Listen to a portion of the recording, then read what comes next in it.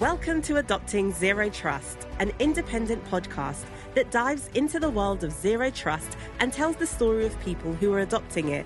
Throughout our series, we'll investigate why zero trust is becoming a critical concept for cybersecurity. Our hosts, Elliot Volkman and Neil Dennis, will have transparent and open conversations with the people driving modern security approaches forward, while leaving vendor hype behind. It's time to remove implicit trust and buzzwords and get to the root of the movement. Hello, everyone, and welcome to another wonderful episode of Adopting Zero Trust, or AZT. In fact, this is the wrap-up for Season 1, as we're gearing up for the holidays here to take a little break. Well, at least in the background, it looks like we'll be taking a break, but we'll be chatting with some other guests and getting ready for Season 2, which will kick off somewhere in January, assuming, nothing crazy happens with events and everything else that tends to happen in our space. So maybe something timely will pop up and we'll send that. But with that said, this will be a pretty short episode, or maybe a short episode. We know Neil likes to talk, so we'll see how that turns out. But the two of us are just going to do a little bit of chatting, talk about what we've covered so far in the past few months with the first season, maybe look ahead at some of the things that we want to implement for Season 2. And then we'll, of course, have some call to action on our listeners' side that we'd love feedback from y'all. Fortunately, we're getting some pretty good feedback so far, and we'll dive into that in a little bit. But before I do it, it's been a hot minute since you have got a proper introduction to ourselves. And I know I fully neglected to do that myself, and I'll give you maybe 2 minutes instead of 30 seconds for me. But we're going to jump to you, Neil, our co-host, the man of the hour, the one who carries most of the conversation on our behalf. So I'd love to. So really what I wanted to do to just kick this off and get another reintroduction to who you are before we close out this season. Obviously, you have a vast amount of knowledge and experience, and you're able to really communicate with the different people that we speak on a technical level. And that is why you are so critical to this podcast to make it, a valuable resource to people. That being said, I know some of these stories trickle out where you have a military background and some analyst background, but maybe run us a little bit through, what got you to here today and how you're stuck with me. Yeah. Well, first off, thanks for propping me up. But the real thing here is everybody needs to know that I just show up. Elliot actually does the work. I may talk a lot, and obviously I do talk a lot, but Elliot's the one who actually puts all the stuff together. So as much as he wants to prop me up, Elliot is the only reason why this exists, and the only reason why I have a mic that looks like this. So just to be fair and explicative here. So all that to say, yeah, it's been a fun, long road. It's been an intriguing 2.5 years for everybody, first off, right? There's been an uptick in podcasts. There's been an uptick in weird webinar type things and engagements and all this other fun, cool stuff where people are trying to help and build. But to get to all of that, people obviously need either a curiosity, a spark to want to learn, or they need a background as well to engage in that curiosity. So for me, Marine Corps background, linguist, left before 9/11, went to basic. 9/11 happens. I'm already out of basic. Boom. We know what happens for the next 5 years from there. As a linguist, in particular, an intel analyst, transitioned to cyber while I was part of active duty. So that was fun. Did some things for a wonderful 3-letter agency called NSA. Woo! And then got off, did some cool things unintentionally moving forward with my career progression into this world with open source research before it was popular, before APT1 in 2012 was put out there by Kevin Mandia. I actually worked with Mandia and OSI when he was still an agent and doing online investigations. That was fun. Now the little checkbox on how to do things and research, right? And reporting, collections, all this other fun junk. STRATCOM, Strategic Threat Intel Operations before Cybercom. Moved out to DC, Maryland area before Cybercom was officially stood up. Plank holder there at Cybercom in the J2, but it was the liaison between J2 and NSA from an Intel relationships building because I had that NSA background, so I got hoisted into there. Fun times there.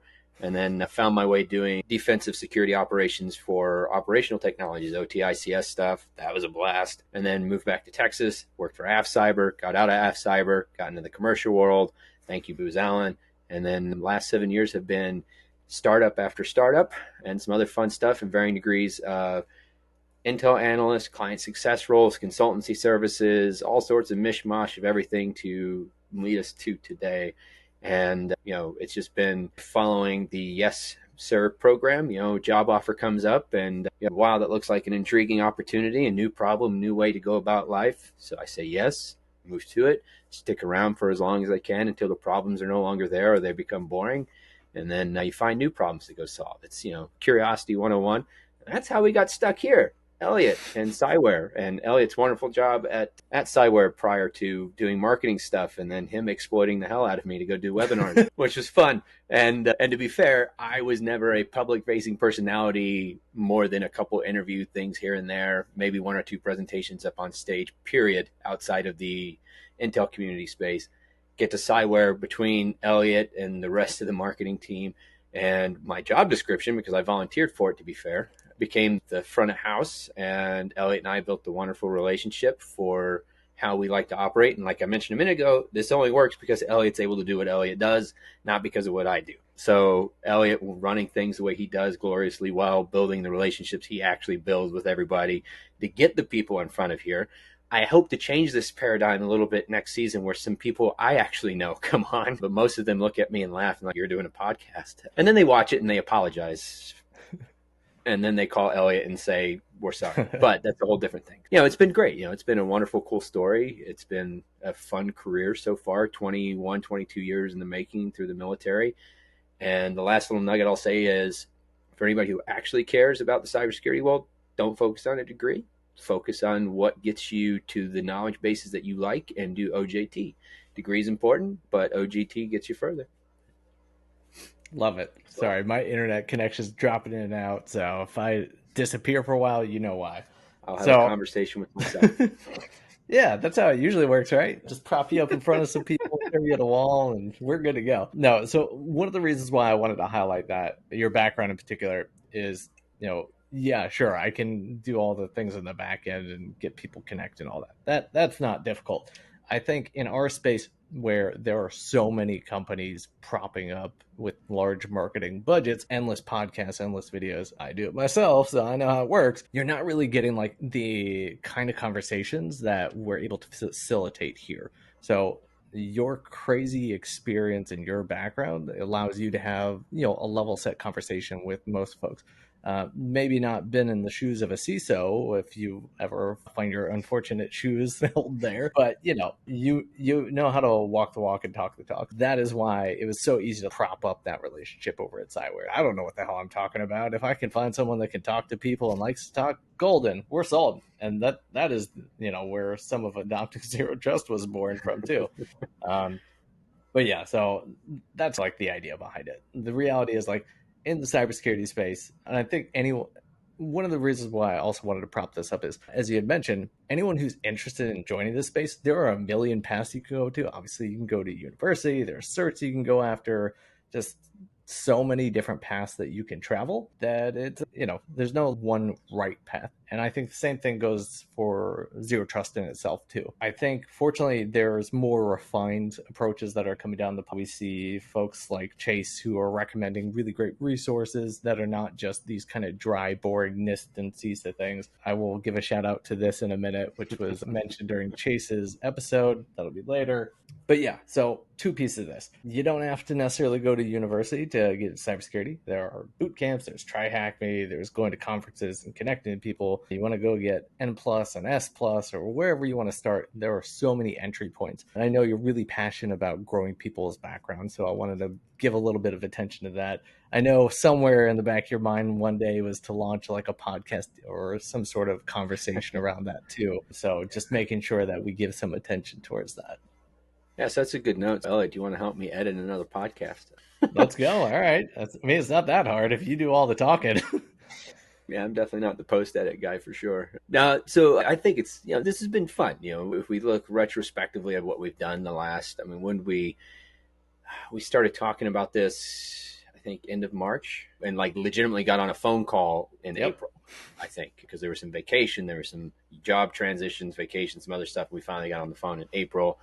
And then I think we kicked off our first interview mid-June, beginning of June, something like that, I think. Yeah, I think it was with Andrew, who was in Australia, which was a little bit complicated for timing purposes, but that came out so well. I mean, I didn't have a whole lot of background on him, but he just knew his way around the conversation. As far as like first episodes go, I could not have asked for something better and a better guest. So Yeah, dude, that was a good kickoff, and it's neat to think about the type of people that you've gotten on this just the first few months out the box. We've had CISOs, we've had a CEO, we've had former three letters outside of the CEO, CSO of the Air Force. We've had perspectives. I think what was really cool about this year is the perspectives we've had were all from a practitioner focus, very impactful from that side of the house, right?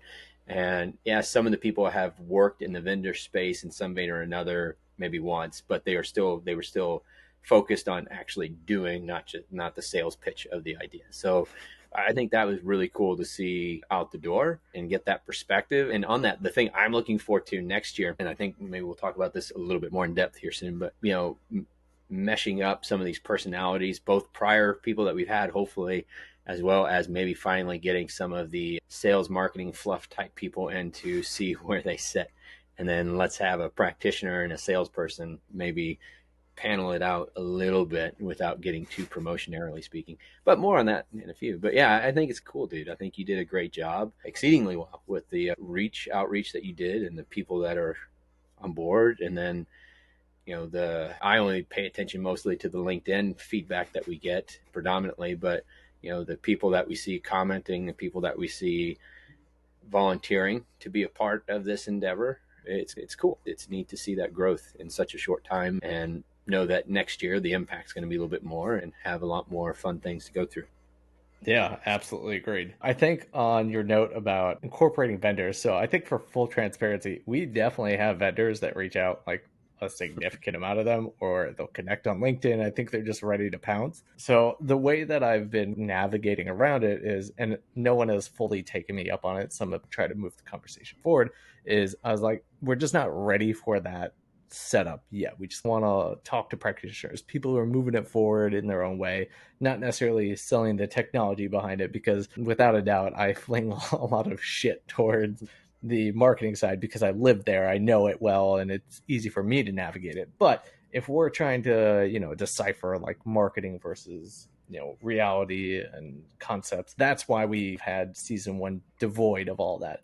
But of those people that I asked, we basically just said, hey, if you have a customer that's open to talking about how they're adopting zero trust and they have to use your technology, awesome. But to date, no one's really been able to knock that out yet. Fortunately, with season two, we'll basically get them adopting zero trust branded boxing gloves, maybe put them in a ring together and see what happens. As long as we have a balance of voices, basically, as you had pointed out, I think that's totally justifiable. We'll just tee it up.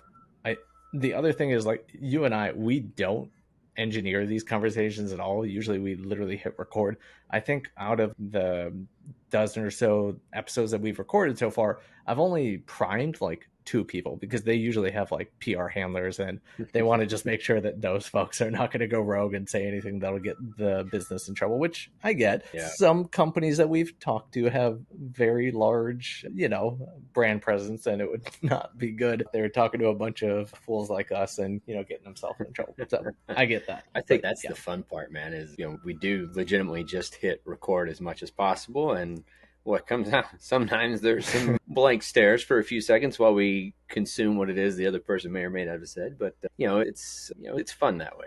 It's the raw conversation's important. I think having participated in panels and other podcasts myself, interviews and things like that, you get your like Cyberwire daily ones where they have a purpose from a question perspective, right? Throwing some shout outs to some people I've interviewed with in the past. And they've got, they've only got a finite amount of space that they can take up for your interview, right? So it makes sense. They come up, they give you a list of 5 questions. You write down your responses and maybe wing a little bit of it depending on who you are. But, you get your bullet points down, right? And then you get your 8 to 10 minute spiel in, and then they cut tape and roll with it, right? But then you get, same thing with panels. Everybody gets that list of preemptive questions. But I think for me, the most engagement and the most benefits I've seen is when the panel gets up there and the moderator is like, you know what, here's this list of questions. Let's throw that out the door. I want to ask you about this and this. And then they really get the off the cuff, spur of the moment thing. So you get to, you get a little bit more raw feeling right out of that. You get a little bit more impact because someone's not just going off of a scripted mentality. So now they're having to think about what that response is and really is, and you get a better, more visceral take on what that question is. And I think it's bit us in the butt a little bit once or twice, but at the same vein, it's given us a lot of good things. We've had some conversations where, ask a couple of questions and everybody's like, whatever, wrong audience, good question, wrong audience. That's fine. We're not trying to place, stump the dummy. We're just trying to ask questions. And if they go somewhere, if they don't, then we move on and keep going. And, that's part of the fun. You figure out the personality on the call, you figure out what they're able to talk about, what they're willing to talk about. And then if you get to a question he's like, that's not me, that's Sarah down the hall, and I'll get her on next time. Okay, thank you, appreciate it. Clap, let's move on. That's the fun stuff, and that's I think what we got a lot out of this season so far with those conversations. And even the structured ones, the preemptive ones, they still ended up having a good raw discussion path, mostly because of my fault, because I didn't read the pre-pub questions. But well, to be fair, I usually don't really have pre-questions. I'll ask them like 2 or 3, and then at some point you just jump in. I'm like, goodbye, mute. I'm checking out now. But yeah, we rarely even have to edit anything out. I think there was only one time I can't remember who we asked this to. It was something about a breach or Twitter's debacle or nightmare scenario. We try not to pick too much at the band-aids of like timely things. There's enough podcasts that cover all those things and conversations. And like for the shit flinging that I'm down for, it's usually about people that work right in my shoes. So I'm good with that. Well, hey, it is coming into December, and we all know the last 3 years now it's happened in December every year. So who knows? We might get a rather impromptu WTF, Log4j, WannaCry, SolarWinds, something this month. Right. Christmas is coming. Good luck. And this is the only time of year where I'm happy to not be a full-time practitioner. But yeah, it's been fun, dude. It's been a good ride. I think next season, there's definitely still more questions. There's still some more fun formats for us to take advantage of, right? I know we've got some thought collateral around, health industry.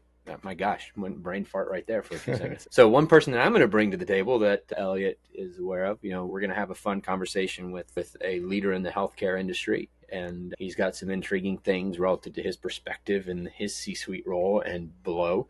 And he also comes from a very long line of financial services stuff. So when he hears this podcast, he'll know we're talking about him, but I'm not going to name drop until next year. But I think that's what I'm looking forward to, dude. The format, the people that you're going to bring in, maybe the 2 people that I know that I get to bring in. But yeah, that to me has been the exciting part as a whole. The conversations, obviously, but just the faces that you've got, man. I can't say enough about the quality and the character types that you've brought to bear in such a short time. So props for that one, and looking forward to see what you pull out next year. Yeah, seriously. I think we're just very fortunate and lucky. I've worked in, cybersecurity for 6-7 years now, basically worked for an MSP when I first started. And that's where I started making connections. But realistically, I've covered from like a journalist perspective, like 20 years. I think the first blog post I've ever written about was something called like the cube-based worm that was going through Facebook and something like that. I literally had my own stupid blog that started covering it. I started dissecting like all the issues, and somehow I think that led to me like getting a job that focused on like social engineering and building content around that. And that's really like my background. So that was I promised I would throw in some of that in there. I do work for a automated compliance company now. I lead a creative team there, so I don't have to deal with the evil sides of marketing, although we don't really do that there. We're very white hat in what we do, and that's why I work where I work. But yeah, I think we're just very fortunate, the people that have just been open to it.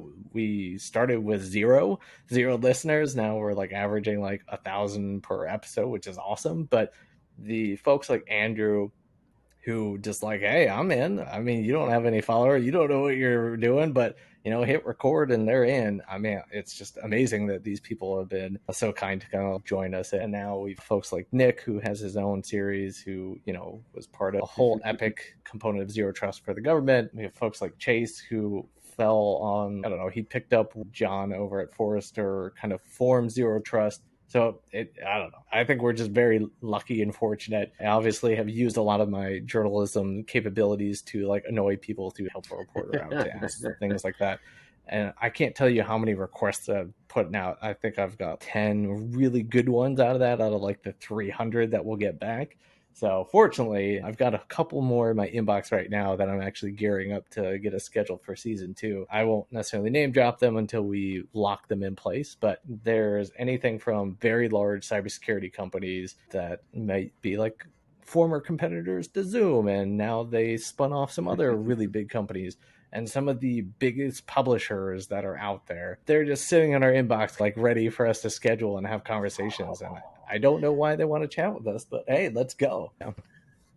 That's because it's you. That's why. They see the face, they see the beard.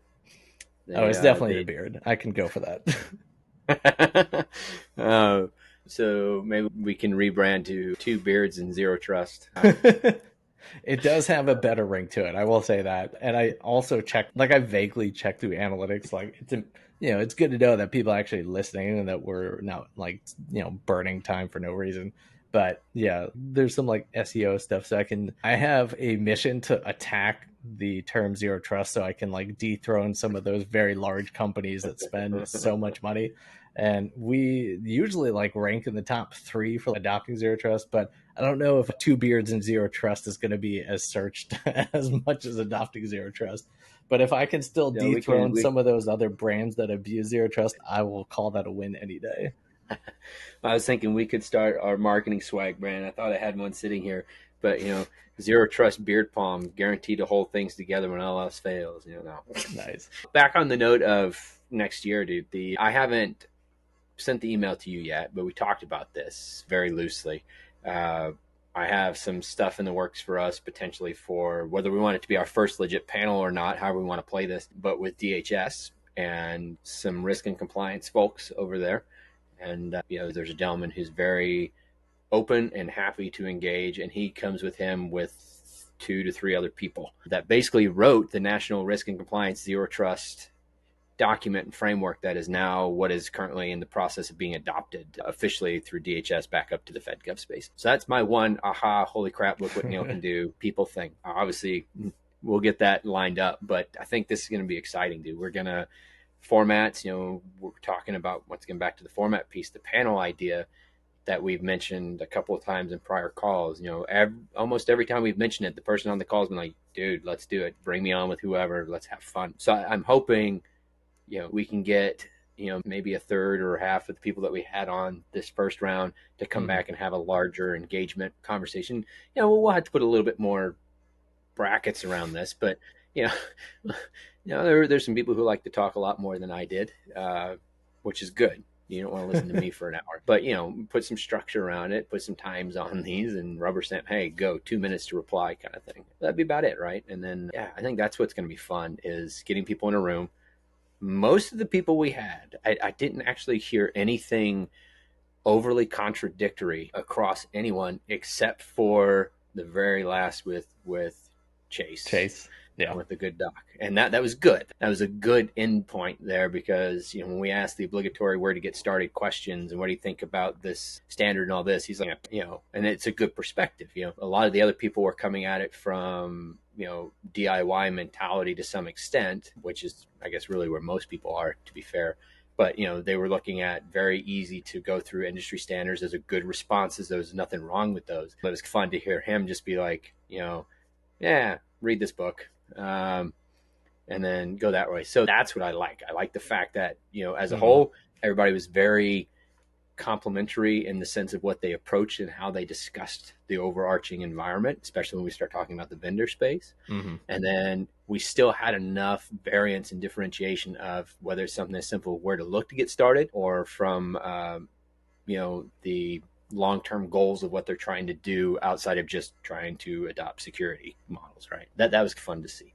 Good thematic throughout everybody, but at the same time, there was a lovely amount of variance and perspective that still obviously brought each episode its own unique taste. I'll be upfront, I was very worried that we were going to get into this and everybody's going to be like, you do this to block that because NIST says to do that. And then if you do that, then you do that. And it was all going to be the same response in some high level mentality, but it wasn't. Every single person came at it with a good little nuance as a whole, and everything complemented. Once again, everybody complemented each other, And it was just neat to see. And, it just definitely goes to show you perspective is key. And the topic is so awesomely large, even though it's still just 2 words, that, yeah, it's neat. And then we still got a long way to go. And I think that's where I was worried that we'd get there and be like, yeah, Right. 15 episodes in, where do we go from here? But no, we have a good way forward, and we have a lot more questions to ask. Yeah, absolutely. In fact, so one of the areas where I'm trying to build community around this concept is Reddit of all places, because they have a pretty good pool of people in our world, and a lot of them are jumping into cybersecurity and having an understanding of zero trust out the gate is helpful. But anyways, I recently put a post in there like the different flavors of zero trust, and that's exactly what you're covering right there. Is that every single person has like a different take on it. They're calling it a philosophy, a strategy, a framework, and while John and Chase sort of like champion, well, mostly John champion like the formation of zero trust, it is now significantly out of their hands, and the world has taken it to shape it in whatever way that they want to mold that. And to I guess I'll shout out to the Project Zero Trust book. So I'm not very far into it. I will not necessarily speak to the writing, but as far as sources go, that is such a great point, because I tried reading, I'm in layman's term. Again, we've already made this super clear. Like, we have technical expertise with you, and then there's the words guy here. But if I try to read through NIST and CISA and all the other kind of like technical aspects, I can definitely understand it. But the terminology is very heavy. There's abbreviations, not so much that, but like just the language and be able to mold it from like a business perspective, a lot of that's not really there. And at least with things like this book, Project Zero Trust, and some of the other resources that I still haven't, well, I got to get through this and then I'll get to Chase's other options. But this is more like the way that I jokingly said to Neal is like, it's kind of, if you're trying to learn to read, this is that. George, I'm gonna mess up his name. Finney. Sorry, my bad. He basically wrote this as like a narrative, like a tech company, which is basically Peloton in this, was breached, and the security person's coming in, and he's tasked with building zero trust. So it brings you through a hypothetical journey of a company who has popped, and they have to build zero trust to create preventative measures, and that's like the idea for it. And I think if you wanted to get an understand from like a business perspective, this is exactly what's missing. That's some of what we're trying to build, obviously, here with our podcast. But these are people who live and breathe it. Obviously, Chase is involved. Kindervog is listed on, he's like the forward in it. So there's industry expertise just off the bat. So there's stuff like that now being created. But usually, again, our bread and butter is people are referencing like NIST and CISA. Those are great for people who actually have to implement it and turn it into like things that they can apply it to.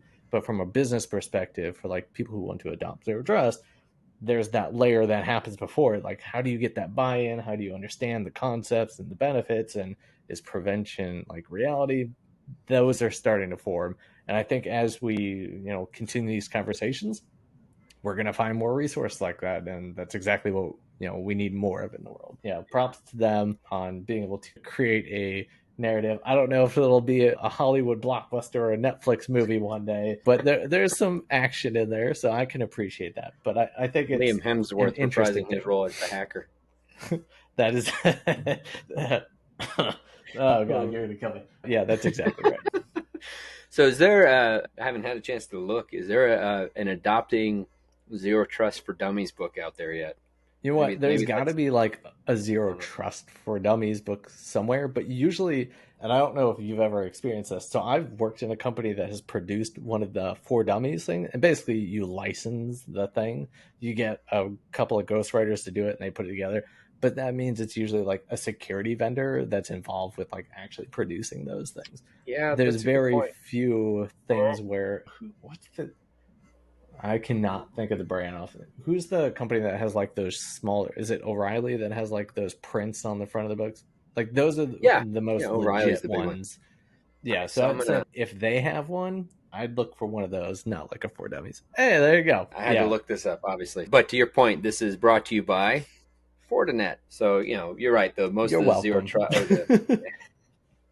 most of the for dummies books like this, they're usually sponsored from a vendor specific focal point. I was about to say, if there wasn't actually one out there, I finally found the first book I'm going to write. We're going to go write this, but someone named Lawrence Miller already beat us to that, courtesy of Fortinet. Yep, Maybe there you go. yeah, Hey, maybe you we'll can do one of still those write it. O'Reilly We'll have the neutral version. we can co-author one and then get Dr. Cunningham to do the Ford, and then Zero Trust for Dummies, two beards and a ZTA strategy away. So first step, grow facial hair. Second step, if you can't grow facial hair, just glue it on. The beard There will you go. protect you from everything. No, that's funny, dude. That's good stuff.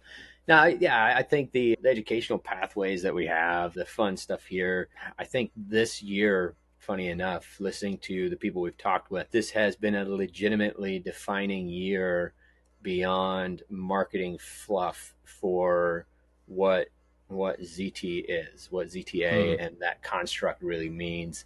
And we're going to see more books like what you've got. We're going to see more for dummy style things, thankfully. And with any cybersecurity or any knowledge bridge, period, diversification of resources is key to be able to make your own strategy.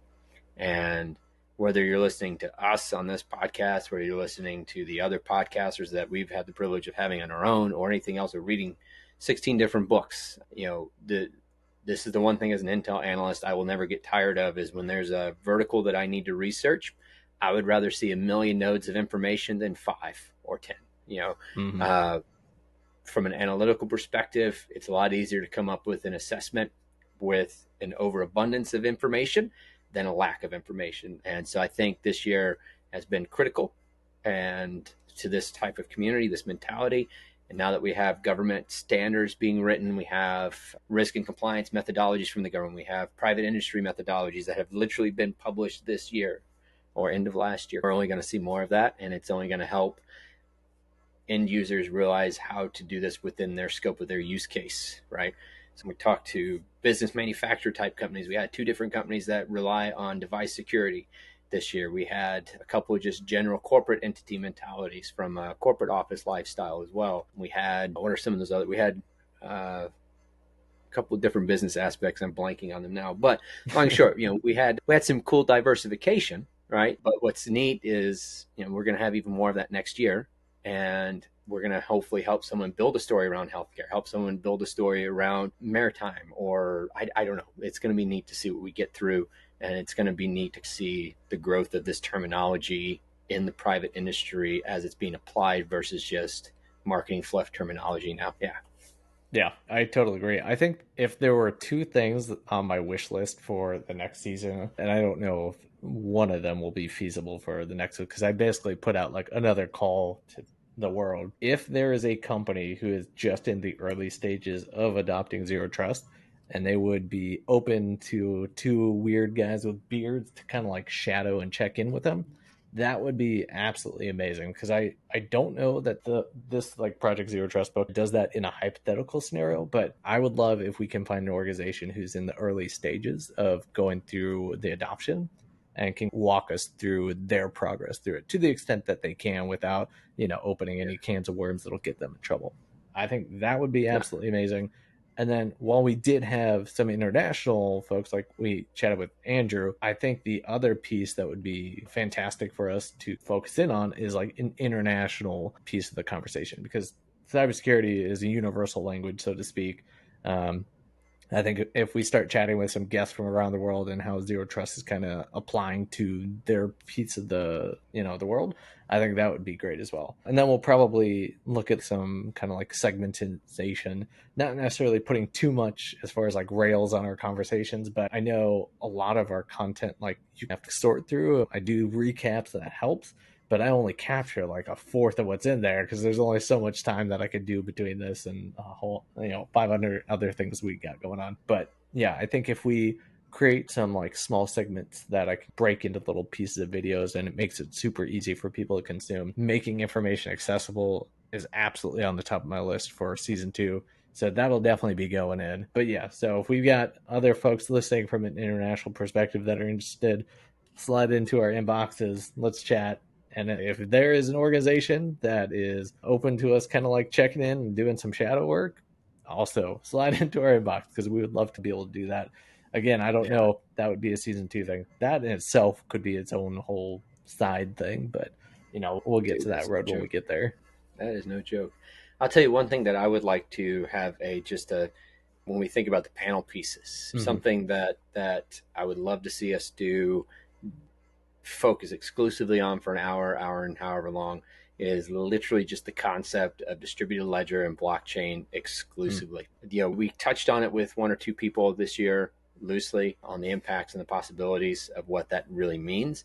And I think I know there's blockchain podcasts and all the other stuff out there and what they actually mean, and trying to educate people that blockchain is not just buying drugs illicitly on the internet. It's a lot of things, right? So I think from the ZT perspective, I would love to see us, as there's product companies that do this, but I'd love to see us find someone who's legitimately taking the distributed ledger construct and applying it to the security of, whether it's the document structure that they have, whether it's to the actual network, whether it's whatever it is, whatever layer they're doing this at. Yeah. Coming back 8, 9, 10 years ago, whatever, the government side of the house kind of has a concept of they do now more aptly had a concept of what distributed ledger was, in a sense, with the way that they handle classifications and portion markings and automated checks for access to data.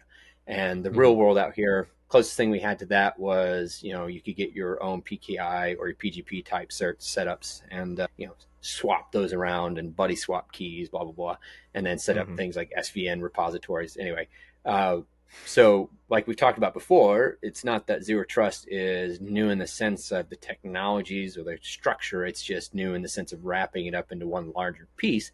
So I say all that because it'd be cool to see how someone's taken those old security models of document repo and logins and sharing information, applied the distributed ledger mentality to that, and that zero trust structure that brings to do all that stuff. So that to me seems like a really fun one, because it gets us to explain crypto in a sense and blockchain, and how blockchain is something that we're all using today, whether you want it or not. Every time you pick up your phone, I guarantee you there's more than likely something on your phone that's using blockchain to do its job nowadays, and get people over this hump and fear a little bit more. And who knows, maybe that security guy that's trying to figure out how to lock down his doc library realizes that the best thing he can do is literally just click apply with zero trust and that distributed ledger mentality. Anyway, that's something I would love us to explore. I think, the weight of all of this, and this year, now that Elliot's got his feet wet and knows how to manage me a little bit better in this mentality, we'll probably have more episodes, I'm assuming, for for the year. And then Elliot's going to have me on here twice a week for the next 9 months. I'm okay with this. But, it's cool. It's going to be neat to see that growth and see some of the topics. So for you, prospectively, I'm going to ask you a question then. So I just blabbed on about the one thing I would really love to talk about next year. You've mentioned some focal points that you're working on for us, but what is the one thing that you want to have a big, no joke, let's get this out there discussion for? Yeah, I think I sort of joked about this, but I'm totally serious. For the reference point, it was the duking out with boxing gloves. If we could, in a room, put the companies that are using zero trust as their critical talking point of what they're offering, and then put someone else in there like Chase or someone that's active with Gartner and Forrester, and just rip it apart, that would be the dream. And I mean that as mostly like a joking kind of situation, where I think where there's like a deviation. I am very much applauding organizations who are moving this forward, especially because the ones that are moving forward are the security vendors who have the financing to refine it. And they are creating their own flavors too, which don't necessarily directly relate to the concepts and strategies, but more of a tooling perspective, which is important because if their customers are going to use it, they need to know how it applies and all that. But I just want to bring it back down to earth a little bit. I can't remember which company it was, mostly because I don't want to knock on them too much. There is definitely one company in particular that loves to use zero trust a lot, and I don't think that it applies in any way, shape, or form. And they recently launched a certification program. And if they just said my company name certification instead of zero trust certification, I don't think anyone would have been talking crap about them on LinkedIn. But that's kind of like the background. So I think if we're able to get the level set, which it happens all the time behind the scenes, and that's just how the aspects of building market guides for Gartner and hype cycles and all that works. It's basically a lobbying machine. I'd love to just bring that out into the open.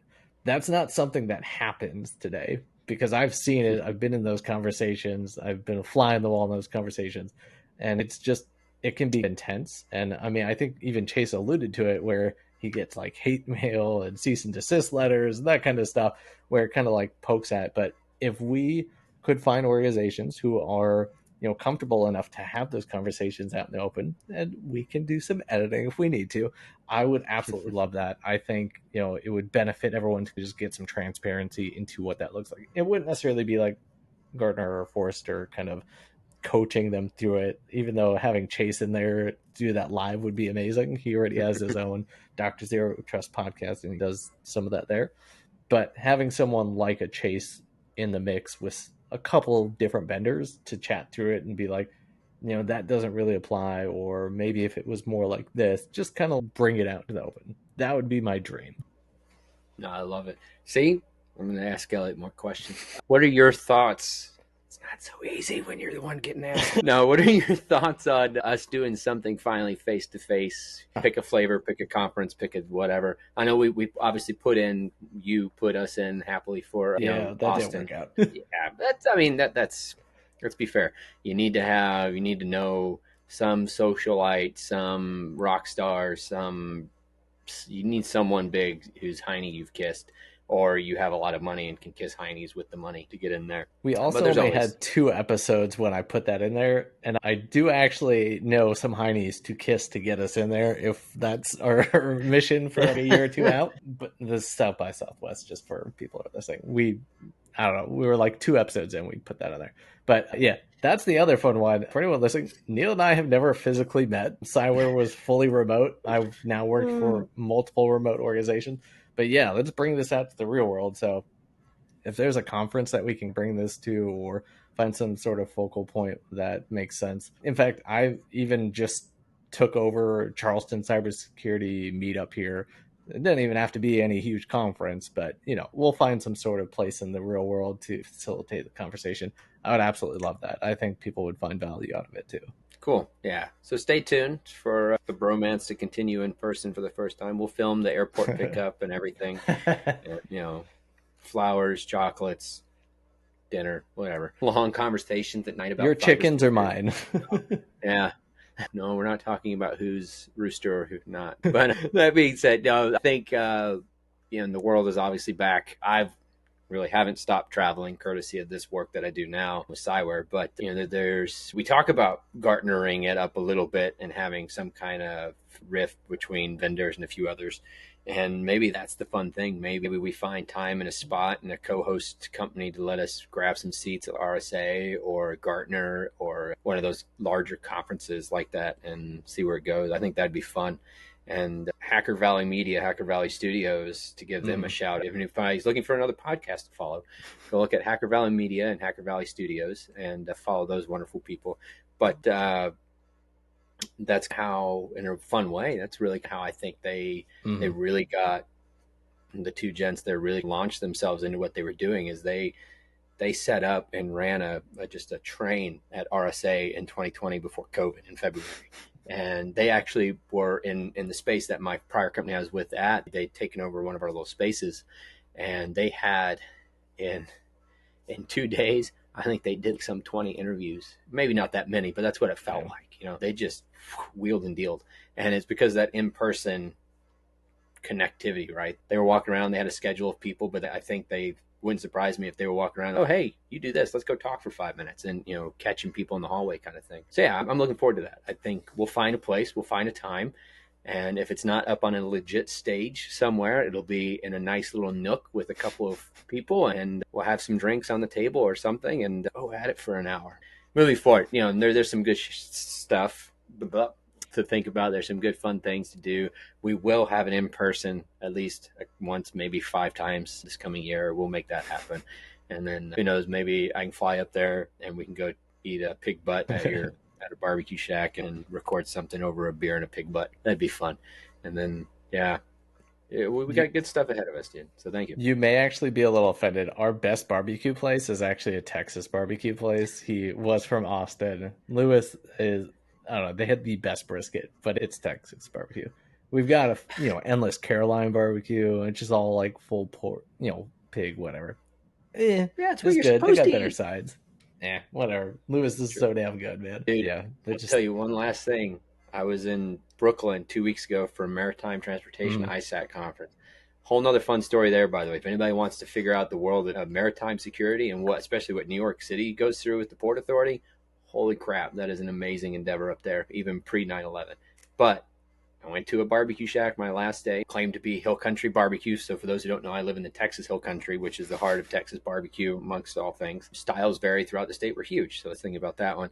But I was like, you know what, whatever. It popped up in the maps, and it's literally 2 blocks away from the Airbnb I was staying at. Walked in, sat down, and if you're from Texas, you'll get this vibe. You ask for your brisket. First thing the person behind the counter should ask you, do you want it moist or do you want it lean or mm. wet or dry, whatever their flavor words are. They asked. I was impressed. I get my brisket. I go sit over at the bar. I jokingly ask this guy who's got a very thick Brooklyn accent. It's like, hey, do you have a shiner? And the guy chuckled and he's like, oh yeah, we got a shiner for you. So he pulls it out of the cooler, puts the shiner down. And then it turns out this gentleman, to wrap all this back around, works full time at the Port Authority doing cybersecurity. So that was the hilarious thing here. And apparently during the tour that I took the day before, I must have walked literally right behind his desk in the office space that we went through. And he was working part-time at the barbecue shack because he likes Texas barbecue. And I do recommend it. I can't remember the name offhand, but different podcast, different day. So yeah, we'll get some in time things. We'll do some over food. I got to make use of my domain, tacosandintel.com. Yeah. So maybe we can do some weird one-off crap with the tacos and Zero Trust and start that weird crap up. I don't know, but yeah, I'm sold. It'll be fun. Yeah, tacos is my everyday food group, so I'm always down for that. Well, man, so one last thing. Thank you for dragging me along on this. And once again, for those who do know me, for the few who listen to that do know me very well, it's not dragging so much as just preempting me to get in the right spot. But, with all the work that Elliot puts into this and the outreach and the stuff, I do hope and believe that this is less complicated than when we were together at Skyware because you're not having to make slides or do that production value. But, Elliot does do, once again, a bulk of the work here, getting all the stuff done. Obviously, he's doing all the edits. He's doing all the outreaches for the moment. I'm hoping to help out with that at some point in my life and be useful. I know I get on here and talk. I get on here and I engage as best as I can. But none of that's possible without someone like Elliot behind the scenes getting all the stuff done. Domains, updates, outreaches, emails, edits, the whole 9 yards. So thank you once again for 12 episodes now, right? 12? Yeah, that sounds right. Something like that. We'll go with that number, an even dozen. And we'll get a baker's dozen maybe. But thank you for, one, getting me involved, and two, dragging me along for this and giving me something to do after hours. See, one of the beauties of being the editor is I'm going to chop all those nice things out and just going to leave like a couple of like fragments where you're just calling me an asshole, and then we're going to close it out. Oh, God. All right, so jokes aside, yeah, I thought this was going to be a short episode. I apparently was way off. We're going to be at about 60 minutes. But hey, that's how it works. I let Neal talk. He makes me talk a little bit. So yeah, that is season 1 for y'all, everybody. We will be back for season 2. You get an idea of what we have in mind. We have some calls for where we would love our community to get involved and join up. We're always open to our standard approach too. So if you are adopting Zero Trust or you have strong opinions on it, either positive or negative, we still don't have that episode where people are just shit talking all over it. So if you're down for that too, come slide into our inboxes. We're definitely looking forward to it. And I'm absolutely terrible with receiving feedback. So again, thank you for all the kind words. I do appreciate that. I think it's the tism that we tend to kind of like gloss over that. But this podcast would not be here without your expertise. And I would not have been able to find anyone better to join this, pathway. And I'm excited to see what comes for season. Again, we just have so many additional flavors of Zero Trust to focus in and build into our giant ice cream cone. But yeah, I guess let's just see what happens. Sounds like a great plan to me, bud. Thank y'all. Appreciate y'all once again, and look forward to the next couple of months. Thank you for joining AZT, an independent series. Your hosts have been Elliot Volkman and Neil Dennis. To learn more about Zero Trust, go to adoptingzerotrust.com, subscribe to our newsletter, or join our Slack community. Viewpoints expressed during the show do not reflect the brands, employers, or companies of our hosts, guests, or potential sponsors.